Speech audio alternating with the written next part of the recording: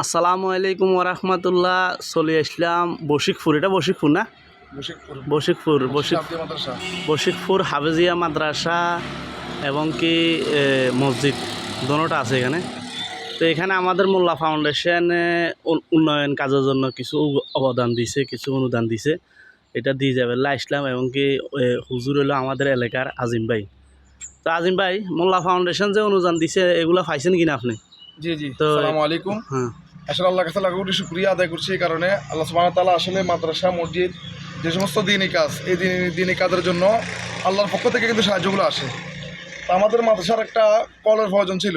আগে একটা কল ছিল, কলে পানি ওঠে না, এই গভীর নলকূপ ছিল কিন্তু পানি ওঠে না।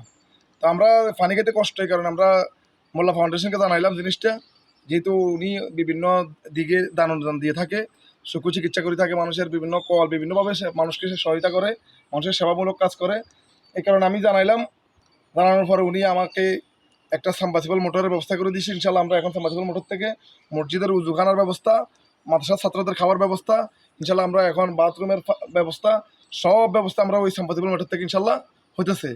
আল্লাহ তাআলার কাছে দোয়া করে আল্লাহ যেন মোল্লা ফাউন্ডেশনের সকল দিলের নেক মকসুদগুলো পূরণ করে দেয়। আল্লাহ তাআলা যেন তার পরিবার পরিজনকে ভালো রাখে, এই দোয়াটা করি। আল্লাহ তাআলা সবাইকে ভালো রাখুক ইনশাল্লাহ। মানুষের সেবামূলক কাজে, মানুষের বিপদে আপদে এতিম অসহায়দের সাহায্য সহযোগিতা করার জন্য আল্লাহ তাআলা তাকে আরও এগিয়ে আসার তৌফিক দান করুক। আমিন আমিন। তো ইনশাল্লাহ। ওকে, এটা হলো মসজিদ, এটা হলো এতিমখানা মাদ্রাসা আর কি।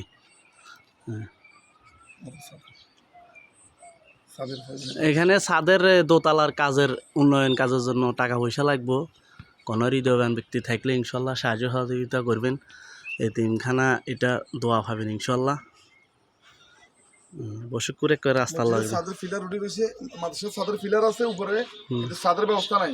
যদি ছাদটা হয়ে যায় তাহলে ইনশাল্লাহ আমরা মাদ্রাসা ইনশাল্লাহ দোতলার ব্যবস্থা দেবো। ওকে, আসসালামু আলাইকুম রহমতুল্লাহ।